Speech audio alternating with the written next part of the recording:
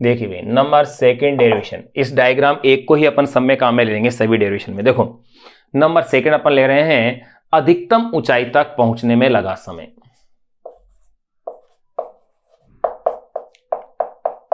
अधिकतम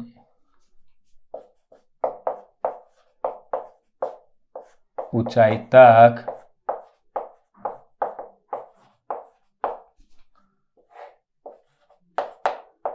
पहुंचने में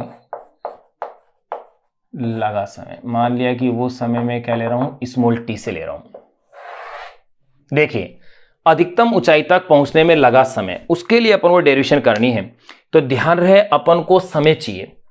अगर अधिकतम ऊंचाई शब्द और इसने कहा है तो अधिकतम ऊंचाई पर जब किसी वस्तु को अपन नीचे से ऊपर की ओर फेंकते हैं तो उसमें प्रारंभिक वेग तो होता है जिसकी वजह से वस्तु ऊपर जाती है, लेकिन अधिकतम ऊंचाई पर उसका अंतिम वेग क्या होता है, शून्य हो जाता है। तो यूं कहा जा सकता है कि अधिकतम ऊंचाई पर उसका अंतिम वेग क्या है, शून्य हो जाएगा। बिल्कुल क्लियर है, चूंकि गति ऊर्ध्वाधर अक्ष के अनुदिश है। तो देखिए पहुंचने में लगा समय, गति की प्रथम समीकरण क्या थी, v equal to u plus a t से, क्योंकि वेग और समय में संबंध इसी समीकरण से है। तो देखो यहां पर v क्या लेंगे अपन, वी वाई, ये हो जाएगा यू वाई, और a की जगह माइनस जी क्योंकि वस्तु नीचे से ऊपर ले रहे हैं, और ये समय आ गया है t आ गया है। अब देखिएगा वी वाई अधिकतम ऊंचाई के लिए। अब आप गौर कीजिए वी वाई का मान क्या होगा, शून्य, क्योंकि अधिकतम ऊंचाई पर अंतिम वेग शून्य होता है।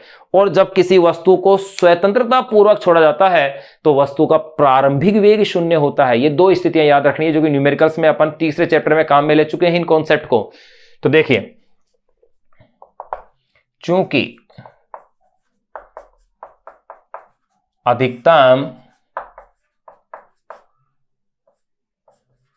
ऊंचाई पर वी वाई इजिकल टू क्या है, जीरो, इसलिए zero equal to u y minus g t, ये लो। तो भैया g t equal to u y, या आप कह सकते हो t equal to u y upon में जी, और यू वाई की वैल्यू आप जानते हो यू साइन थीटा अपॉन में जी। यानी अधिकतम ऊंचाई तक पहुंचने में जो लगा समय है वो कोण पर भी निर्भर करता है कि अपन कितने कोण से उस वस्तु को क्या कर रहे हैं, प्रक्षेपित कर रहे हैं। यानी t equal to u sine theta upon में जी। ये अपने पास पॉइंट आ गया है। सेकंड पॉइंट आ गया, उसके बाद नंबर थर्ड अपने पास जगह है तो अपन यही कर लेंगे। देखिए नंबर थर्ड अपन ले लें, इसके अंदर सेकंड पॉइंट तो लिया अधिकतम ऊंचाई तक पहुंचने में लगा समय। नंबर थर्ड लेंगे हवा में कुल समय, कि वस्तु हवा में कितने समय तक रहेगी, और हवा में जितने समय तक वस्तु या प्रक्षेप्य रहती है उसी को कहा जाता है उड्डयन काल, या यूं कह सकते हैं अपन इसे टाइम ऑफ फ्लाइट। तो हवा में कुल समय कितना होगा, यहां अपन ने किसी वस्तु को फेंका, यहां अधिकतम ऊंचाई है, अधिकतम ऊंचाई से फिर क्या आ रही है, वस्तु नीचे आ रही है। यानी कि वस्तु का धरातल से अधिकतम ऊंचाई तक पहुंचना और अधिकतम ऊंचाई से पुनः धरातल पर आ जाना, इसमें जो टोटल जो कुल जो समय लगेगा वही समय कहलाएगा टाइम ऑफ फ्लाइट, यानी कि उड्डयन काल या हवा में कुल समय। ध्यान रहे वस्तु को जितना समय वायु के प्रतिरोध को नगण्य अगर मानते हैं अपन, उपेक्षणीय लेते हैं, वायु के प्रतिरोध को नगण्य या उपेक्षणीय मानने पर ऐसी स्थिति के अंदर जितना समय वस्तु को धरातल से अधिकतम ऊंचाई तक पहुंचने में लगता है उतना ही समय वस्तु को अधिकतम ऊंचाई से धरातल तक पहुंचने में लगता है। तो देखिए नंबर थर्ड अपन जो ले रहे हैं वो ले रहे हैं हवा में कुल समय। और आप मेरी द्वारा की गई इस व्याख्या से आप समझ गए होंगे कि हवा में कुल समय या उड्डयन काल इस समय का यहां से यहां तक पहुंचने का समय का क्या है, दुगना है, यानी डबल हो गया भाई ये। तो देखो हवा में कुल समय, या इसे कह सकते हैं अपन उड्डयन काल, यानी कि टाइम ऑफ फ्लाइट, उड्डयन काल, या इसे आप कह सकते हैं टाइम ऑफ फ्लाइट। इसे रिप्रेजेंट करेंगे अपन कैपिटल टी से, टाइम ऑफ फ्लाइट यानी कि उड्डयन काल। तो देखिए भाई टाइम ऑफ फ्लाइट की अपन बात कर रहे हैं, उसमें देखिएगा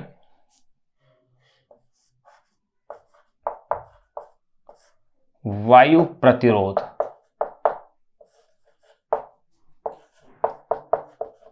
नगण्य होने पर,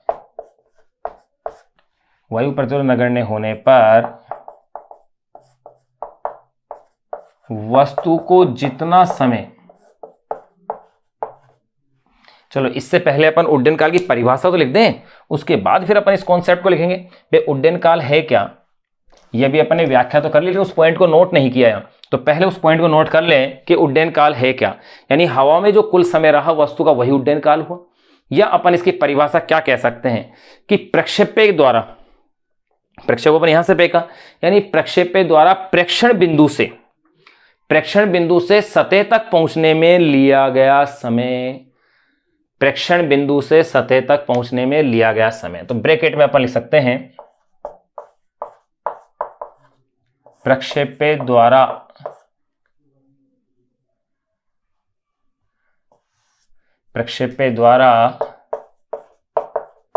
प्रक्षेपण बिंदु O से, प्रक्षेपक द्वारा, क्या कहा मैंने, प्रक्षेपक द्वारा प्रक्षेपण बिंदु O से, प्रक्षेपण बिंदु O से सतह तक, O से सतह में कौन सा बिंदु है भाई, बी ही लिखा है मैंने, बी तक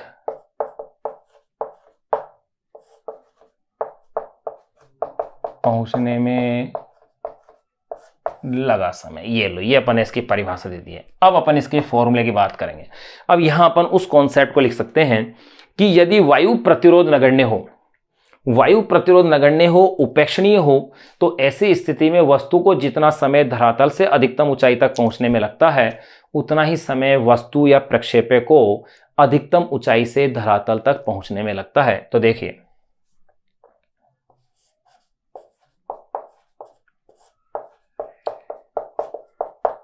वायु प्रतिरोध के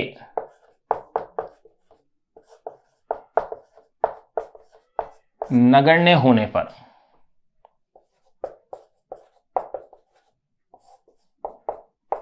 प्रक्षेपक को जितना समय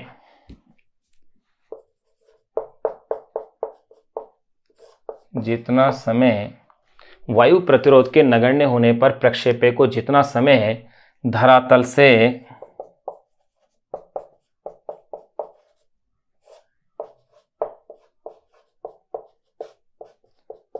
अधिकतम ऊंचाई तक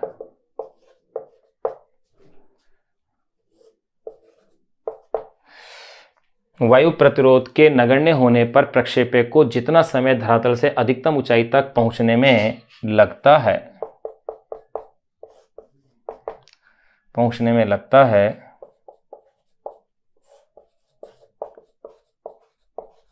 उतना ही समय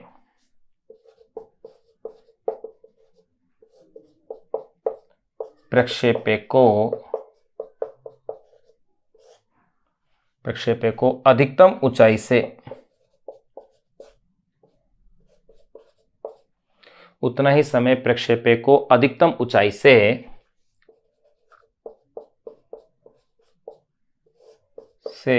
धरातल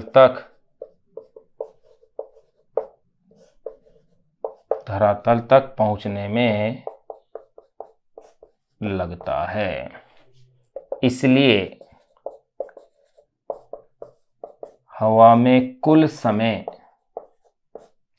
अर्थात उड्डयन काल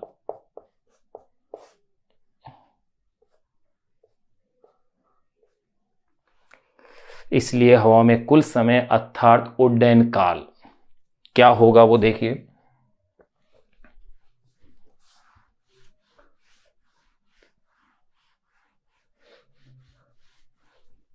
तो देखिए इसके आगे की स्टेप्स को भी मैं इधर कॉलम में लिख रहा हूं। इसलिए हवा में कुल समय अर्थात उड्डयन काल capital T is equal to क्या हो गया 2T या इज इक्वल टू, मैं इसे अब इसमें वैल्यू को रख रहा हूं तो ये हो जाएगा 2U अपॉन में G, फिर is equal to 2U sine theta upon में G। ये लीजिए, ये आपके पास उड्डयन काल का एक ही लाइन में अपन ने फॉर्मूला लिख दिया है। जो कि आपको न्यूमेरिकल्स हल करने में क्या करेगा, हेल्प करेगा। तो यहां अपन ने जो डेरिवेशंस कर ली है, कौन कौन सी कर ली है, एक्स और वाई में संबंध देख लिया है, यानी कि प्रक्षेपे का पथ निकाल लिया है। दूसरा अपन ने इसके अंदर देख लिया है डेरिवेशन, वो है अधिकतम ऊंचाई तक पहुंचने में लगा समय। और तीसरी अपन ने डेरिवेशन देख ली है, वो है उड्डयन काल या हवा में कुल समय। अब अपन नंबर थर्ड इसमें डेरिवेशन की बात करेंगे, सॉरी नंबर थर्ड क्या, नंबर फोर्थ, क्योंकि नंबर थर्ड तो ये थी हवा में कुल समय यानी उड्डयन काल की। नंबर फोर्थ जो डेरिवेशन है जिसकी अपन बात करेंगे वो है प्रक्षेपे की अधिकतम ऊंचाई, यानी प्रक्षेपे मैक्सिमम कितनी हाइट तक जा सकता है, ये यहां से यहां तक की ये हाइट है। तो नंबर फोर्थ,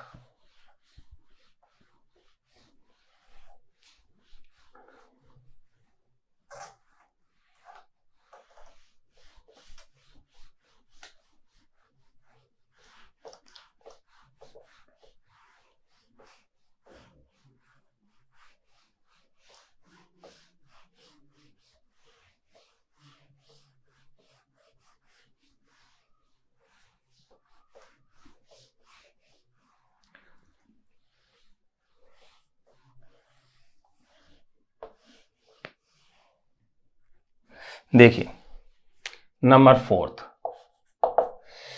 फोर्थ अपन ले रहे हैं प्रक्षेपे की अधिकतम ऊंचाई, प्रक्षेपे की अधिकतम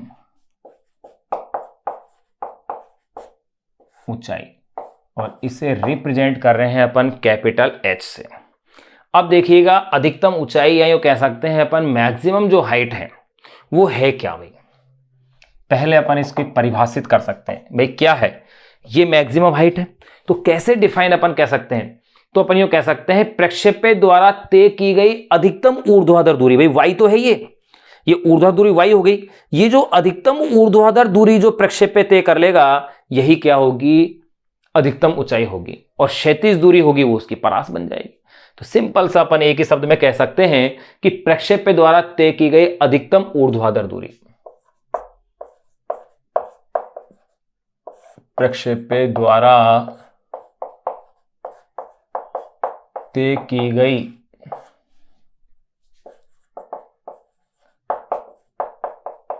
अधिकतम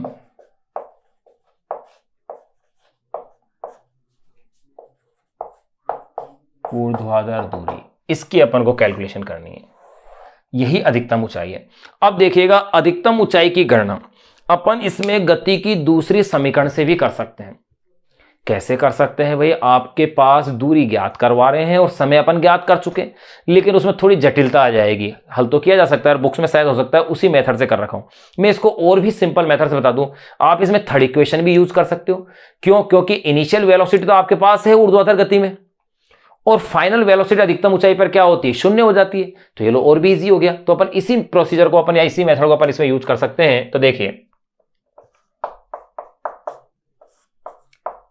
गति के तृतीय समीकरण क्या थी, v square is equal to u square plus 2as से। ध्यान रहे s क्या है, डिस्टेंस, डिस्प्लेसमेंट। इससे अगर मैं देखूं तो देखिएगा क्या इक्वेशन लिखी जाएगी, वी वाई का स्क्वायर, क्योंकि ऊर्ध्वाधर दूरी की बात कर रहे हैं भाई, वसुधरा तय की अधिकतम ऊर्ध्वाधर दूरी, और अगर ऊर्ध्वाधर दूरी की अगर बात हो रही है तो भैया क्या लिखा जाएगा, v y square is equal to u y का स्क्वायर। और ध्यान रहे वस्तु कहां से कहां जा रही है, नीचे से ऊपर जाएगी, तो माइनस में ए की जगह क्या आ जाएगा जी, और एस की जगह क्या आ गया है, एच आ गया है। अब देखिए अधिकतम ऊंचाई की बात की गई है, तो देखो चूंकि अधिकतम ऊंचाई पर, चूंकि अधिकतम ऊंचाई पर v y is equal to क्या होता है, जीरो, अंतिम वेग शून्य, अंतिम वेग शून्य, इसलिए जीरो का square zero is equal to u y का स्क्वायर माइनस 2gh, या h इज इक्वल टू, चलो इसे पूरा एक स्टेप और बढ़ा देते हैं अपन, या 2gh is equal to u y का स्क्वायर, या h is equal to u y का स्क्वायर अपॉन में 2z, या इसी इक्वेशन को आप ऐसा भी कह सकते हैं, यू वाई का मतलब होता है यू साइन थीटा, तो स्क्वायर होते ही ये क्या हो गया, you square sine square theta upon में 2z। ये लो, ये अपने पास अधिकतम ऊंचाई की इक्वेशन आ गई। अब आप गौर कीजिए, मुझे अगर अधिकतम ऊंचाई प्राप्त करनी है, यानी कैपिटल एच जो अधिकतम आ रहा है, मैक्सिमम जो हाइट है ऊर्ध्वाधर दूरी, इसकी वैल्यू अगर मुझे मैक्सिमम चाहिए, तो आप गौर कीजिए ये मैक्सिमम कब पॉसिबल होगा, जब अपन वस्तु को ऊर्ध्वाधर ऊपर की ओर सीधा फेंकें तो मैक्सिमम हाइट पर जाएगी। अगर किसी एंगल से फेंका है तो मैक्सिमम हाइट कम होगी पहले की तुलना में। अर्थात यूं कहा जा सकता है कि इस एच के मैक्सिमम होने के लिए थीटा क्या होना चाहिए, 90 डिग्री होना चाहिए, ये कहा जा सकता है। तो मैं ये कह सकता हूं, यानी h maximum is equal to क्या होगा, यू स्क्वायर अपॉन में 2z होगा। तो देखो h maximum is equal to, क्योंकि साइन 90 की वैल्यू क्या होती है 1, और 1 का स्क्वायर 1, तो एच मैक्सिमम, एच के साथ भी मैक्सिमम लगा दिया, इज इक्वल टू होगा यू स्क्वायर अपॉन में 2z। और कब, जबकि थीटा इज इक्वल टू क्या हो, 90 डिग्री हो। ये लो, ये अपन ने एक विशेष बात और लिख ली है, जिससे कि अपना एक अनसोल्व जो बुक में क्वेश्चन है, वो क्वेश्चन इसकी सहायता से क्या होगा, सोल्व अपने पास हो जाएगा। Theta is equal to 90 degree हो, यहां तक का ये पॉइंट अपने पास क्लियर हो गया। अब अपन इसके बाद जो बात करेंगे, नंबर 5 और लास्ट जो डेरिवेशन इसमें दे रखी है अपनी बुक में, वो है क्षैतिज परास। क्षैतिज परास से तात्पर्य है कि ये यहां से कितनी दूरी पर जाकर के गिर रहा है, यही क्या कहलाएगी, इसकी क्षैतिज परास। तो नंबर 5 डेरिवेशन की अब अपन इसके बाद चर्चा करेंगे, और वो इसके जैसे गति के समीकरण इंपॉर्टेंट थी इसकी निकालने की, यानी पथ की जो समीकरण थी, ठीक उसी प्रकार से क्षैतिज परास भी इस प्रक्षेपी गति का एक महत्वपूर्ण हिस्सा है।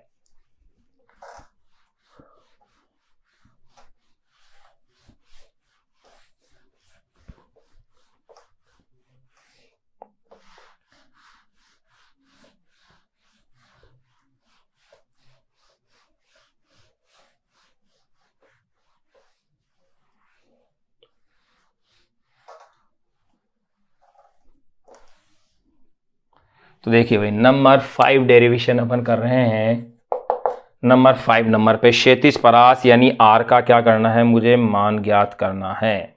यह मेरे पास इसका इंपॉर्टेंट पार्ट है। तो प्रक्षेपी की क्षैतिज परास हेडिंग में डाल देता हूं।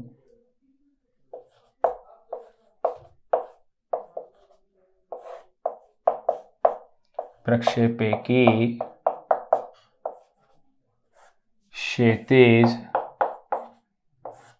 परास, यानी यूं कह सकता हूं हॉरिजॉन्टल रेंज ऑफ प्रोजेक्टाइल।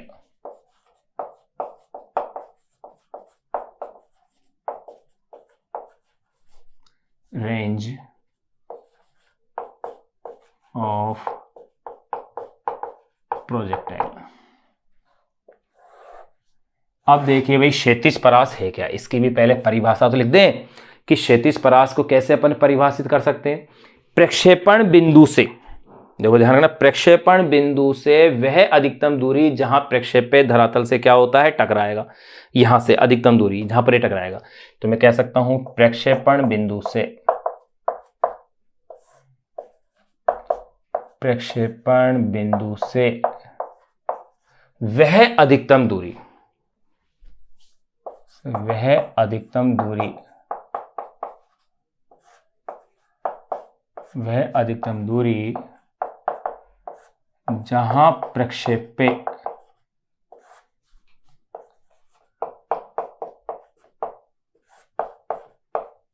धरातल से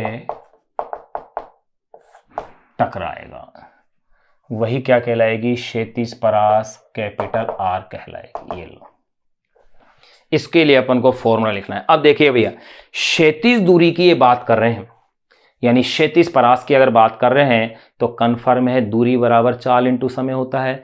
तो क्षैतिज दूरी का मतलब क्या है, क्षैतिज चाल और उसमें लगा समय। अब देखिए, वस्तु यहां से यहां की गिर रही है, तो उसकी चाल, क्षैतिज चाल केवल क्या होगी, ux होगी, और उसमें कितना समय लग रहा है, उड्डयन काल के बराबर समय लग रहा है। तो देखिए, चूंकि क्षैतिज परास इज इक्वल टू क्या होगा, वेग का क्षैतिज घटक इनटू उड्डयन काल, यही तो हुआ। यानी कि अगर मैं क्षैतिज परास को r से ले रहा हूं तो क्षैतिज घटक क्या है ux और उड्डयन काल क्या है भाई इसका कैपिटल T हो गया। अगर उड्डयन काल कैपिटल T है तो अब देखिएगा मैं यहां इनकी वैल्यूज पुट करता हूं। चूंकि T इज इक्वल टू क्या था भाई 2uy अपोन में g फॉर्मूला आया था कि नहीं आया था, थोड़ी देर पहले देखो आपने, बिल्कुल यही था। तो देखिए इसलिए capital R is equal to ux two uy upon में g, यानी कि capital R is equal to 2ux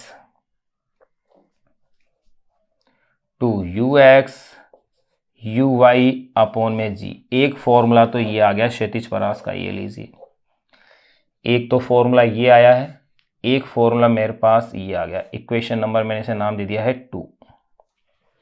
अब इसको फॉर्मूले को फिर अपन आगे और बढ़ा सकते हैं, वो कैसे बढ़ा सकते हैं वो देखिए। एक तो यहां आ गया है, न्यूमेरिकल हल करने में काम आएगा आपके कि भाई क्षैतिज घटक और ऊर्ध्वाधर घटक दिए गए हों तो अपन कैसे क्षैतिज परास का मान ज्ञात करेंगे। अब देखिएगा ux इज इक्वल टू तो होता है u cos theta and uy is equal to होता है u sin theta. ux is equal to तो क्या होता है u cos थीटा और uy इज इक्वल टू क्या होता है u sin थीटा होता है। इसलिए r is equal to 2 ux की वैल्यू क्या लिखूंगा मैं u cos थीटा, uy को क्या लिखूंगा मैं u sin थीटा अपोन में क्या आ गया मेरे पास g। फिर देखिए इसी इक्वेशन की थोड़ी सी गणित और मैं बदलता हूं, ध्यान कीजिए u तो ये तो हो गया है u का स्क्वायर, u इंटू यू तो ये तो क्या बन गया है भाई u का स्क्वायर। फिर गौर करेंगे आप, मेरे पास आ गया है 2 sine theta and cos theta upon में z, और ट्रिग्नोमेट्री का एक सामान्य सा फॉर्मूला कि 2 sine theta cos theta is equal to क्या होता है साइन 2 थीटा। तो देखिए चूंकि 2 sine theta cos theta is equal to sine 2 theta, इसलिए capital R is equal to u square. देखना ये साइन स्क्वायर थीटा नहीं है, साइन 2 थीटा है, तो ये हो गया u square sine 2 theta upon में z। एक क्षैतिज परास का एक महत्वपूर्ण फॉर्मूला ये और आ गया, और ये है इक्वेशन नंबर 3, यानी capital R is equal to u square sine 2 theta upon में z। तो देखिए क्षैतिज परास के अपने पास 3 फॉर्मूले, capital R is equal to एक तो ये है, एक फॉर्मूला ये है, और एक सबसे अधिक काम आने वाला क्षैतिज परास का formula capital R is equal to u square sine 2 theta upon में z। अब इस क्षैतिज परास के कॉन्सेप्ट की अपन और चर्चाएं करेंगे, इसको और अपन एक्सप्लेन करेंगे। यहां आप इसे एक बार नोट कीजिए, इसको एज इट ऐसे कैसे। और ये जो आज अपन ने ये जो फॉर्मूले अपन ने आज पढ़े हैं, जो अपन ने प्रक्षेपी गति के लिए जो डेरिवेशंस की हैं फॉर्मूलेस की, अगर ये आपको अच्छे से अगर आपके क्लियर हो जाए, एक बार आप इन्हें बिना देखे देखें, हल करके देखें, एक बार आप इन्हें बोर्ड से नोट करने के बाद इन्हें बिना देखें इन फॉर्मूलोस को आप याद रखें। ये फॉर्मूले आपको याद होंगे तो ही फिर ये चैप्टर आपके लिए बहुत इंटरेस्टिंग और अच्छा हो जाएगा, क्योंकि अपन इन फॉर्मूलों पर आधारित जो आंकिक प्रश्न अपनी पाठ्य पुस्तक में दिए हुए हैं उन आंकिक प्रश्नों को अपन हल करेंगे। पहले अपन सोल्ड एग्जाम्पल देखेंगे, उसके बाद फिर अनसोल्ड क्वेश्चनों को और देखेंगे। अब देखिए ये आप इसे पहले एक बार नोट कीजिए। अब ये क्षैतिज परास के बाद क्षैतिज परास के कुछ कॉन्सेप्टों की चर्चा करके फिर अपन एक अच्छे एक बुक के चैप्टर के एंड में एक क्वेश्चन दिया हुआ है, 2 क्वेश्चन दे रखे हैं जो कि अपने आप में कॉन्सेप्ट है, जहां एक के अंदर एक विशेष रिलेशन पूछा गया है और एक के अंदर किसी समय के ऊपर पूछा गया है। तो उस क्वेश्चन को अपन यहां एज ए कॉन्सेप्ट के रूप में यहां इस क्षैतिज परास के बाद उसको अपन पढ़ेंगे, यानी उस क्वेश्चन के रूप में ही पढ़ेंगे, क्योंकि बुक में तो क्वेश्चन के फॉर्मेट में दिया हुआ है, तो अपन भी उसे क्वेश्चन के फॉर्मेट के रूप में ही उसे अपन पढ़ेंगे।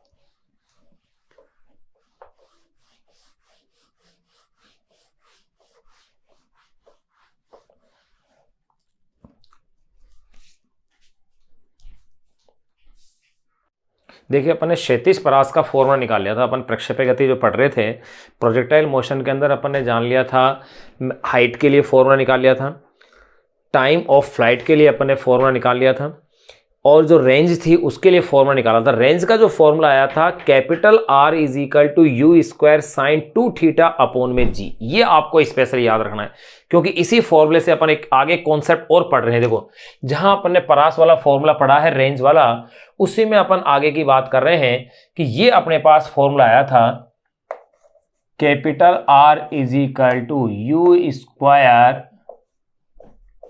साइन 2 थीटा अपॉन में जी। ये अपने पास capital R is equal to formula था।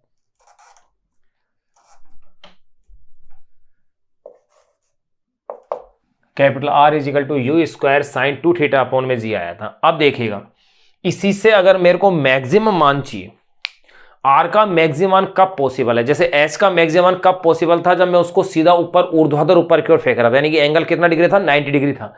यहां पर ये मैक्सिमम कब हो सकता है, R के मैक्सिमम होने का मतलब है कि साइन 2 थीटा का मान क्या होना चाहिए, 1, क्योंकि साइन और कोस के मैक्सिमम मान अपन क्या लेते हैं, 1 लेते हैं। अगर साइन और कोस के अगर मैक्सिमम मान 1 है तो देखिएगा अपन कैसा लिखेंगे, R is equal to R maximum होने के लिए, मैं उससे आगे के जो अपन ने कॉन्सेप्ट इससे पहले पढ़े थे उससे आगे की मैं बातें कर रहा हूं।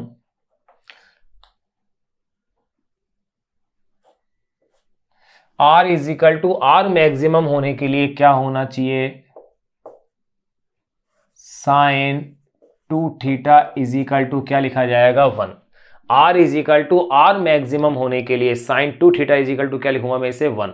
और 1 का मीन्स कितना डिग्री है भाई ये, यानी कि sine 2 theta is equal to मैं इसे लिख दूंगा साइन 90 डिग्री, क्योंकि साइन 90 की वैल्यू 1 होती है भाई। साइन 90 की वैल्यू अगर 1 है तो अब आप आगे देखिएगा इसी में स्टेप्स को, यानी कि 2 theta is equal to 90 degree, तो यानी थीटा इज इक्वल टू कितना होगा, 45 डिग्री। यानी कि अगर मैं किसी प्रक्षेपे को 45 डिग्री कोण पर प्रक्षेपित करता हूं, यानी 45 डिग्री एंगल पर अगर मैं उस वस्तु को फेंकता हूं तो उसके द्वारा जो परास तय की जाएगी वो रेंज या वो परास कैसी होगी, मैक्सिमम होगी, यानी theta is equal to 45 degree पर। तो मैं यूं कह सकता हूं, अतः किसी प्रक्षेपे को 45 डिग्री के प्रक्षेपण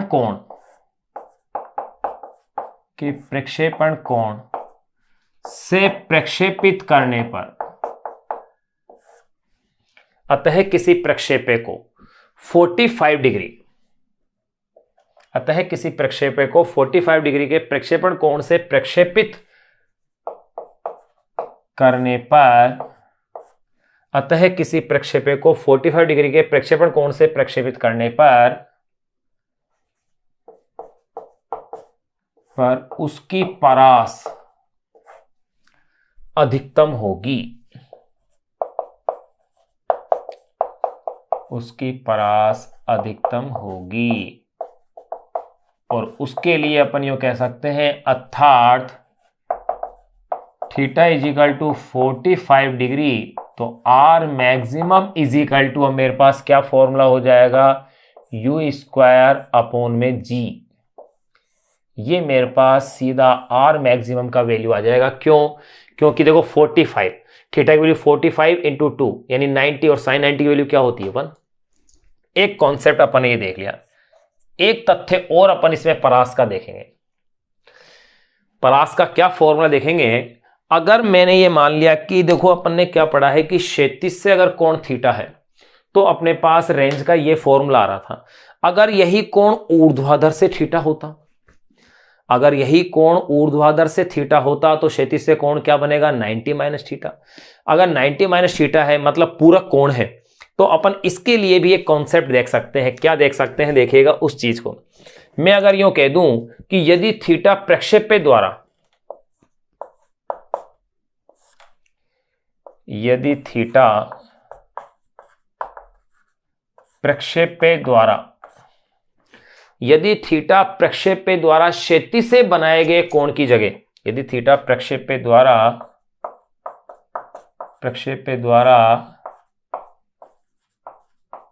क्षैतिज से बनाए गए कोण की जगह है, यदि थीटा प्रक्षेप्य द्वारा क्षैतिज से बनाए गए कोण की जगह वर्टिकल ऊर्ध्व से बनाया गया, यदि थीटा प्रक्षेप्य द्वारा क्षैतिज से बनाए गए कोण की जगह ऊर्ध्व से बनाया गया कोण हो, तो अगर इसे ऊर्ध्व से बनाया गया कोण हो तो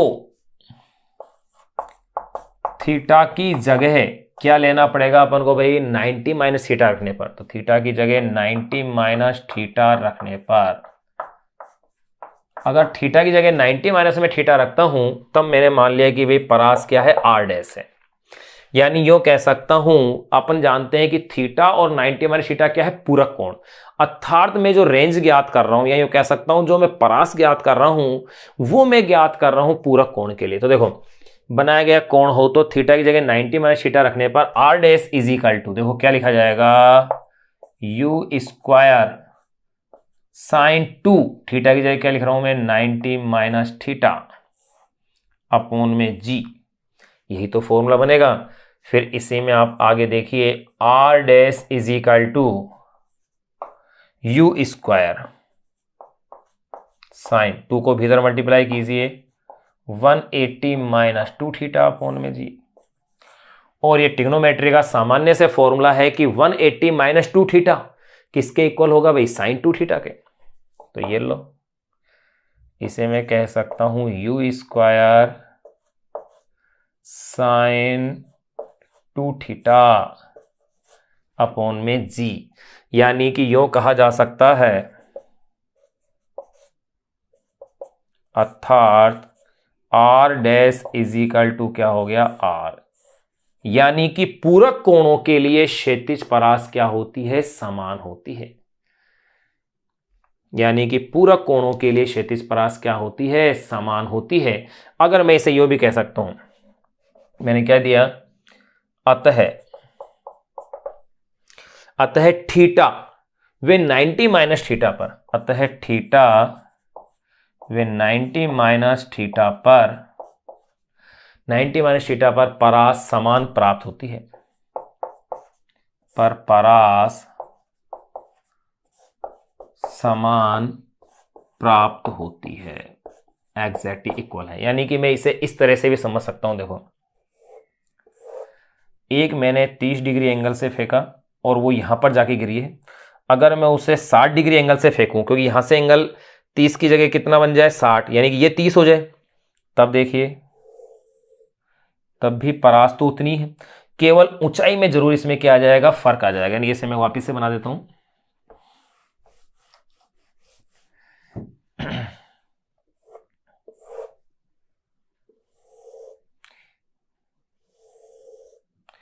यानी कि मैं क्या देख रहा हूं, इनकी रेंज समान होगी। अगर ये 30 डिग्री है और यहां से ये एंगल क्या है, अगर 60 डिग्री है, तो रेंज तो इनकी समान होगी, केवल हाइट में क्या आएगा, इनकी में चेंज आ जाएगा। यानी रेंज समान दूरी पर जाकर के क्या होंगी, वस्तुएं गिरेंगी, ये अपन कह सकते हैं।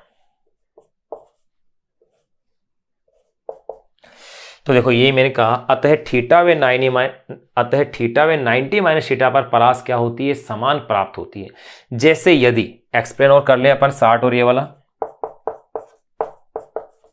पूरी लैंग्वेज लेते हैं। जैसे यदि एक प्रक्षेप्य को, यानी देते हैं, जैसे यदि एक प्रक्षेप्य को, लेकिन ध्यान रखना यहां वेग समान कह रहे हैं अपन, कंडीशन ये है कि वेग समान होना चाहिए। जैसे यदि एक प्रक्षेप्य को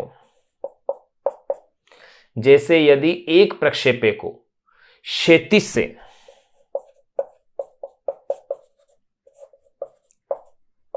से 30 डिग्री कोण पर फेंका जाता है, 30 डिग्री कोण पर कोण पर फेंका जाता है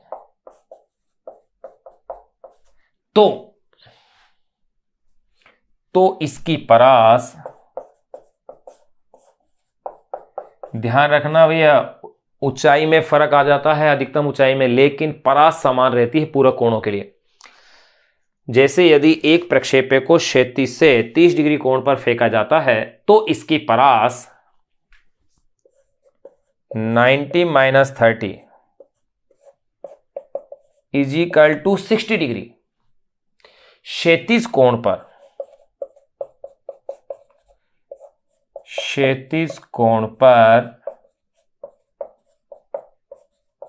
क्षैतिज कोण पर फेंके गए प्रक्षेप्य की परास के बराबर होगी। पर फेंके गए प्रक्षेप्य की परास के, प्रक्षेप्य की परास के क्या होगी, बराबर होगी। ये अपन ने पॉइंट यहां पर क्या कर लिया है, क्लियर कर लिया है कि अगर वस्तु को यानी प्रक्षेप्य को अगर 45 डिग्री कोण पर अगर आप फेंकते हो तो क्षैतिज परास कैसी आएगी, मैक्सिमम। अगर आप उसे पूरक कोणों पर फेंकते हो तो क्षैतिज परास क्या आती है, समान। पूरक कोण से तात्पर्य अगर आपने 60 डिग्री कोण पर फेंका है अथवा 30 डिग्री कोण पर फेंका है, आपने अगर 20 डिग्री कोण पर फेंका है या 70 डिग्री कोण पर फेंका है तो परास क्या आएगी, समान आएगी, लेकिन हाइट में चेंज आ जाएगा। यानी कि थीटा और 90 - थीटा के लिए परास हमेशा क्या होती है, समान होती है। ये अपन ने पॉइंट यहां क्षैतिज परास संबंधी अपन ने देख लिया। अब अपन एक रिलेशन और देख सकते हैं। देखो क्या रिलेशन अपने पास बन सकता है। एक रिलेशन ऐसा है जो R और H के बीच में रिलेशन दे रखा है कोण के साथ, लेकिन वो क्वेश्चन के रूप में दिया गया है। अपनी बुक में वो क्वेश्चन के रूप में है तो अपन भी उसे क्वेश्चन के रूप में लेंगे उस कॉन्सेप्ट को, ताकि ये लगे कि अपने बुक का क्वेश्चन भी सोल्व करें, लेकिन एक्चुअल में वो अपने आप में कॉन्सेप्ट है, एक फॉर्मूला बनेगा। कैसे बनेगा उसको अपन अभी डिस्कस करते हैं, देखिएगा।